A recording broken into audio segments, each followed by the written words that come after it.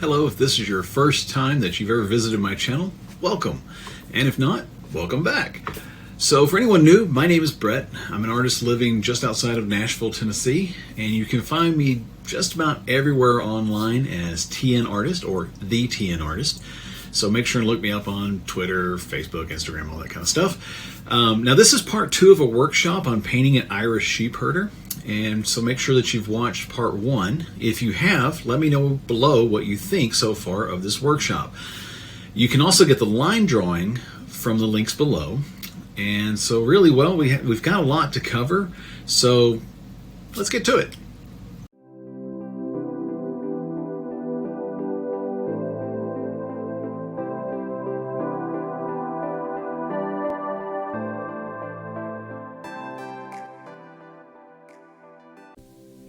Alright, like I mentioned in the previous section, we now have the base painting done here.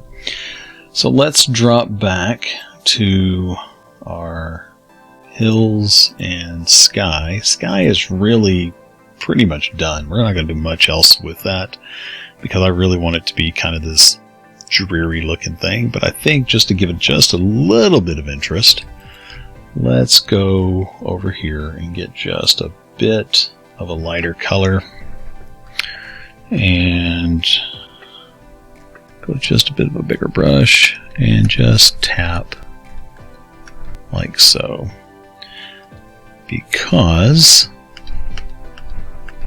that little bit of color is going to be enough to make an interesting something going on there. See, so it's clouds. That's all it looks like. So, and that's what we want. Okay. All right. So now that we've got the sky done, because that was a really hard one, let's drop into these distant hills and kind of move our way forward with them. Again, these are not going to be as defined. We're only seeing them defined here because of that line, like so. We're not even going to have them that defined. We're just going to change them ever so slightly. So I'm going to select Control, click on that, and select this right here like so. I'm going to go with a little bit of a warmer color and down in this gray here, and let me test that a little bit. It's not too bad. But let's come over just a little bit more. Nope. And here. Here. Now see how that changed? I mean, I had kind of a yellowish there and it was a blue, and then I painted it and it blended it, and then when I reselected it went to a green. That's how much ArtRage is blending with this brush like it does. So that's why I like this brush. It really lets me blend on the canvas. Alright, and I'm going to reselect that. I'll go a little bit lighter, but trying to stay in the grays.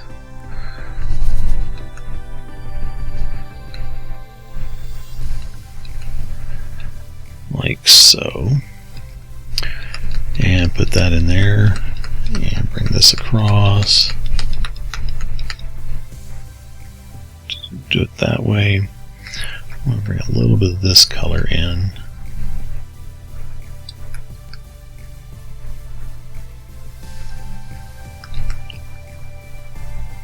Soften it a little bit more.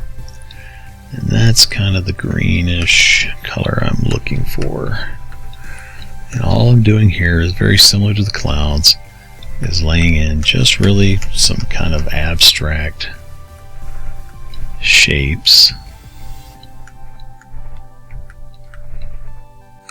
that really hint at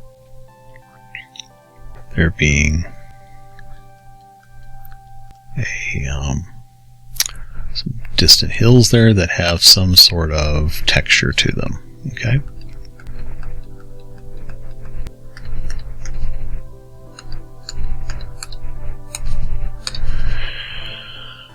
And Control D.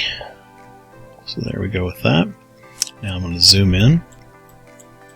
This is too sharp and crisp, so we're going to soften some of that up. I'm going to first go with E for eraser, and then we'll go to kneaded eraser.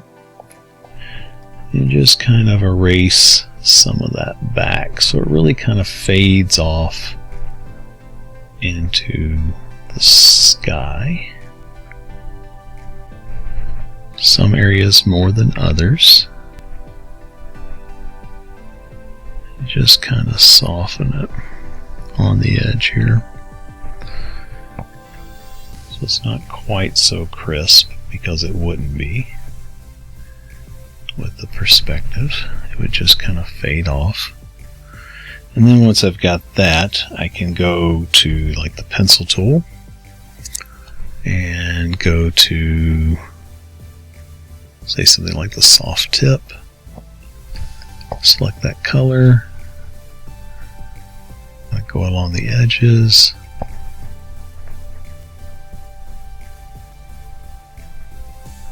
And just really break up that. You can also take, and this is an interesting way to do it too, take your palette knife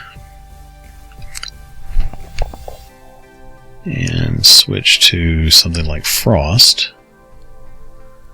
You go along and just lightly go up and down, and then kind of lightly fade, like, so I'm going up and down, and then I'm just very lightly going back and forth, which kind of softens it back into itself. And this is a quick way to break up that edge as well. And you can go here and there and add a little bit of back and forth as well to it, but again, a lot of this is going to just kind of fade off in the distance, which is what we want, like so. And then zoom out, take a look. Let's go back and hit it here and there to kind of break up some of those lines.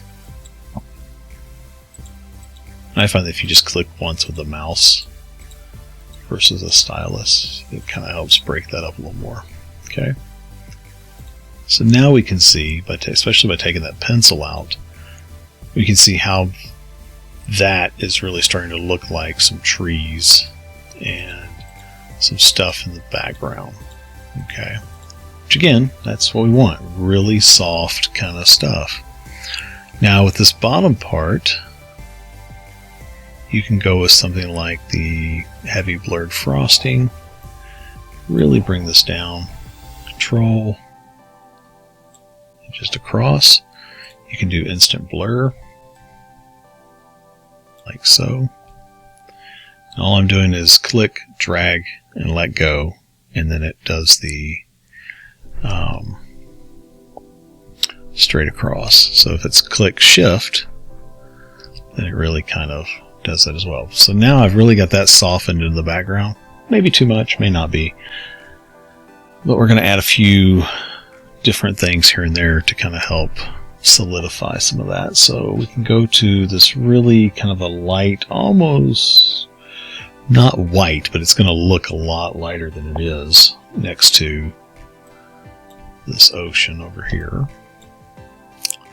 So, and then going back to our pencil tool, with a soft tip, let's just very lightly kind of scrub in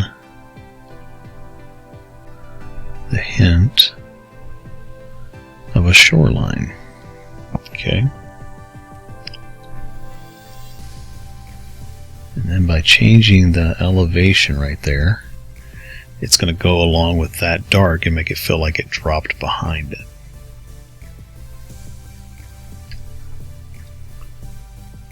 Just ever so slightly. Like so, and even maybe just a couple here and there. Kind of softly laid in. This pencil gives a really good texture to kind of hint at that, and I'm just barely touching the screen here, just barely.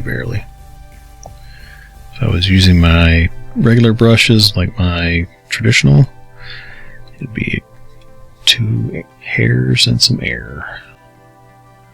Okay. So now if we zoom out a little bit, we can see where that's starting to really lay in there with that. Okay. And we're going to go back and scrub in some mist. That'll even push that back further. All right. But this is just laying in the groundwork for it. Okay. Now let's look at our mid. We're going to again select that.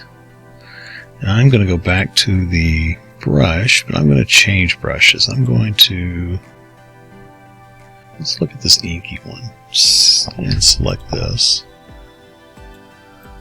And I'm just going to click and kind of drag across here and there, and it's just breaking up some of that color.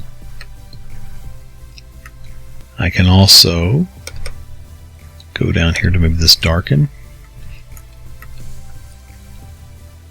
and kind of darken it along the edges here. Again, letting it kind of break up where the hill is.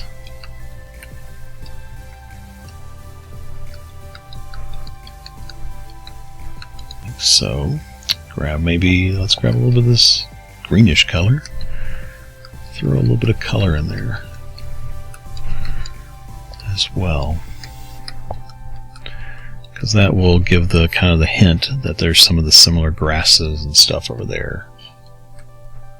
Okay, and then Control D. So now we've got that kind of played in there for where we're wanting to do it. We're going to let's spend a little bit of time on here making this look like something other than just a big blob. Alright. So I'm going to grab my pencil. And what I'm going to do here is just Alt, select, start trying to break up some of this line here for where we're wanting. And just keep hitting Alt and selecting around some of the area, and that helps it kind of blend into where you want it.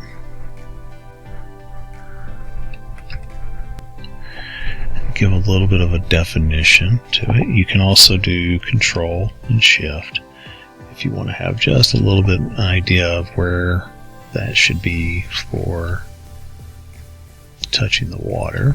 Okay, and see, just by doing that to that makes it much more, it starts building the foundation for it to be an organic shape versus just something that you cut out with a lasso tool. So Alt, Control, Shift to make it horizontal. Bring that one over there. I change this around like so.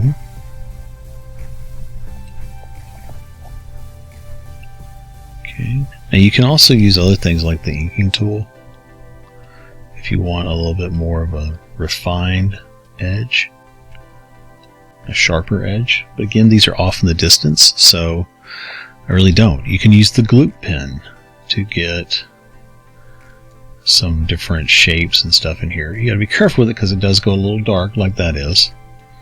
Okay, but if you wanted to really push some of this back in here, maybe then switch over to your palette knife and kind of break some of that up and soften it.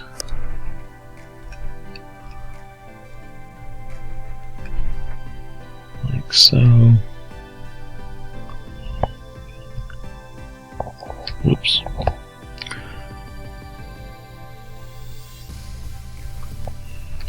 Okay.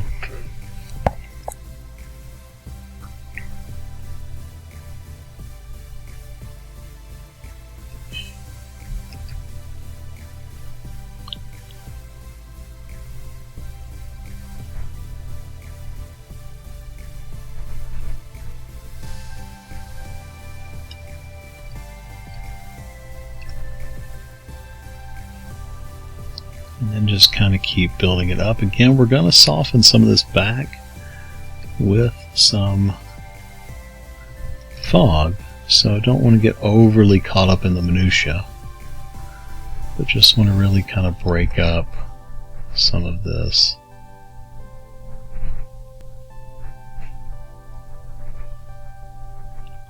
give it a much more organic kind of feel.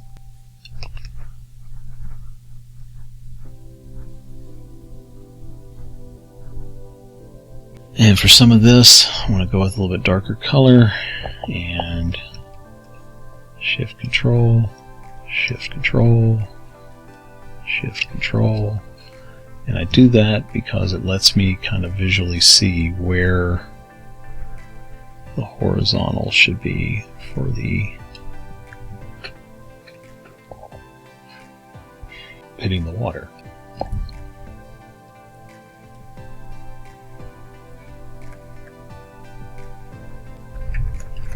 So we just kind of keep laying in some of this color in some of these darker areas.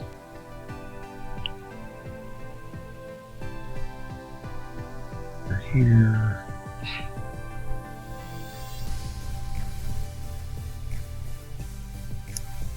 You could even switch to your chalk brush if you wanted to.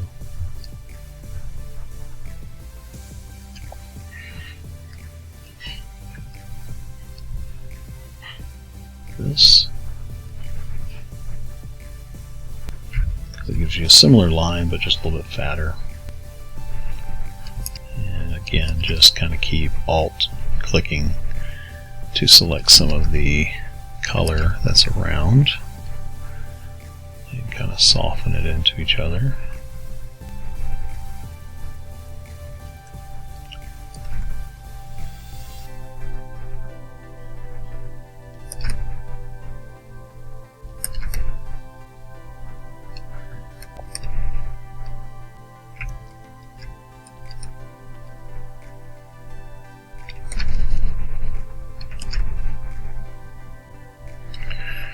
So,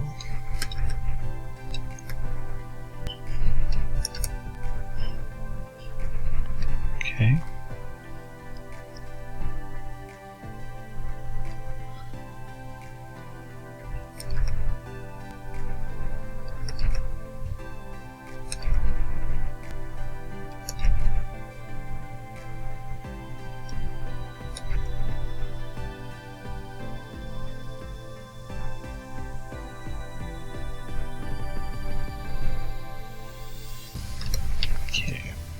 It's really just a matter of kind of cleaning up some of these areas. And again, knowing that we'll come back and soften and blend and really make some different changes.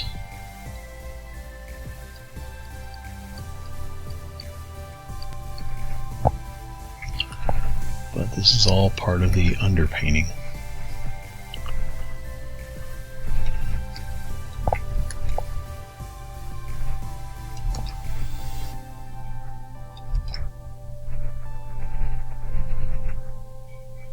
Okay. Now, zoom back out, which is the same as kind of stepping back from your painting. Because remember, the average viewing distance for a painting is about 6 feet. So zoom this out. You can see how that really kind of softens some of that up and helps make it look more organic off in the distance. So I think it really helps to kind of start laying it in and giving it a little bit of detail, more than that, but still less than this, and kind of pushes it off in the distance. So now what I want to do is grab some of this blue, and again this lighter color, and start kind of laying in where maybe some of these waves into some of that, but I'm going to go because that's just a little too light. It looks super light against what we've got here for some of these colors. But I want to go just definitely not white, but just kind of a grayish kind of color. And this isn't a real violent ocean scene, so it's going to be just really soft and subdued, kind of windswept across, like so. Maybe put one up here, like so. Okay, and then we can just kind of splash in rocks and some tide hitting. And all I'm doing is jiggling my stylus up and down, vertical, and then kind of going across a little bit to break up that line.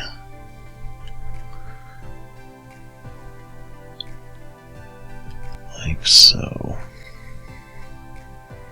Just a little bit in here, because I want to put another rock, I think, right here.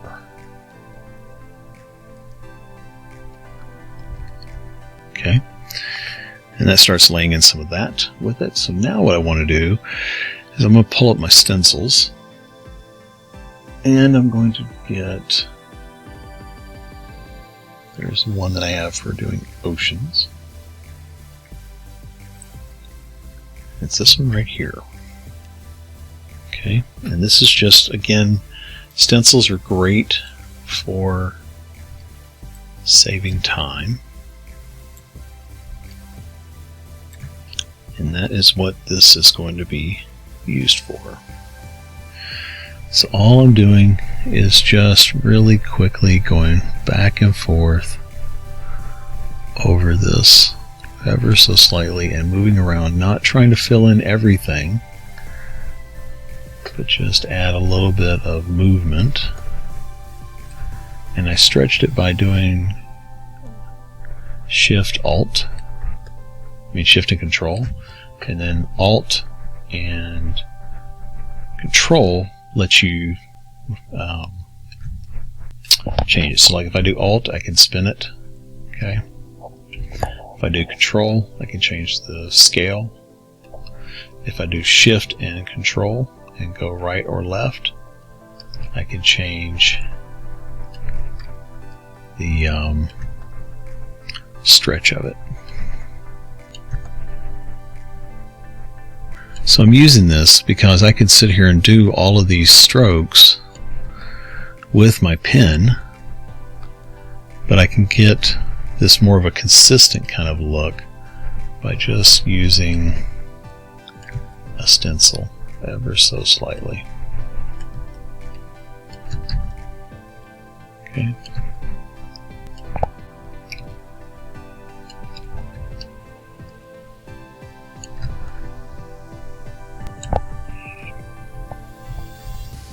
Just realized I need to undo some of that and actually click on the ocean.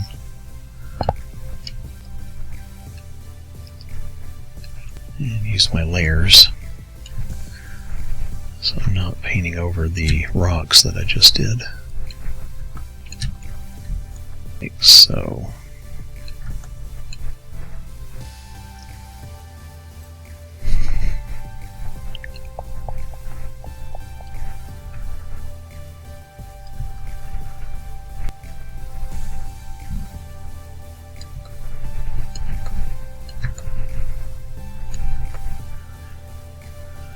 And this gives me a lot of that movement, but it keeps all my strokes horizontal, and it lets me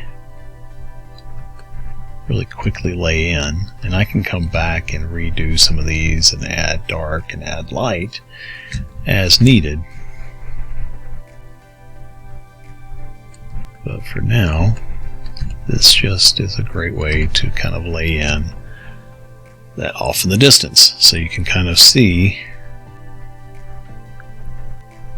how that looks, and it starts to give that real feel of foam and other stuff like that. Okay, so just going to keep laying some of this in real quick and get that part done. If you don't have my stencils, go over to Gumroad and get them. They're not expensive.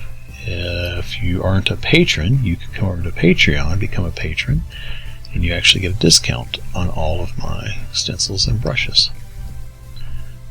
So I really try to make it worth, plus there's hours and hours of content there. So I really want people to learn this stuff, but hey, I'm trying to make a living too, so I can't give it away all for free. I can really break up some of this.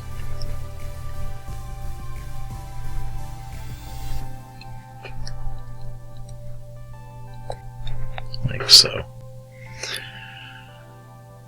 So that gives that kind of a feeling to it.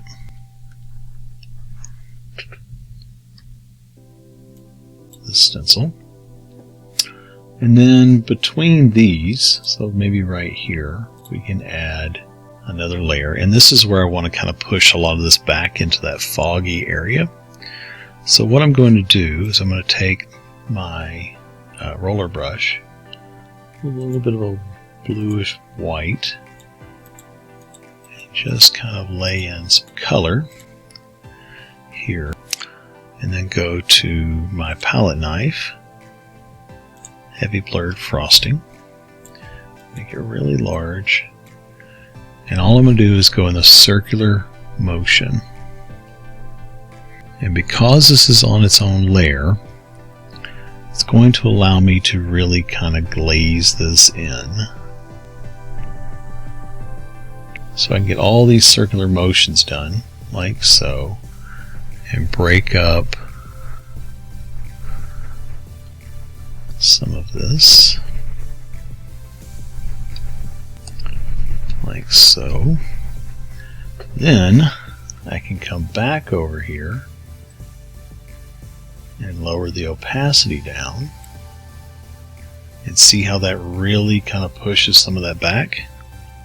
And then if I decide, hey, that's a little too much in some areas, I can take my kneaded eraser and kind of erase it out here and there. So like maybe some stuff sticks out a little more.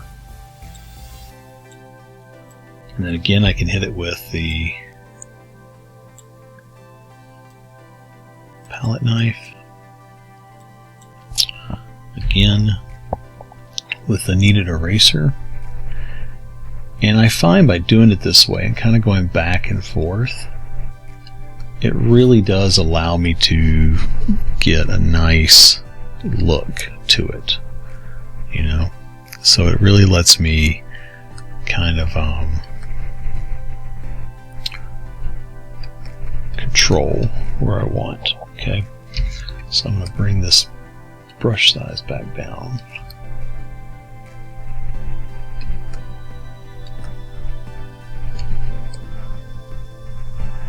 You see how glazing that kind of starts pulling it all together and tying it together, and that's what we want. Again, this is still underpainting. We're not going for the finished here. We're just trying to get it to the next stage, so that we can kind of do that and move forward to the next one, and then move forward and pull it in a little tighter on the next one, and so forth.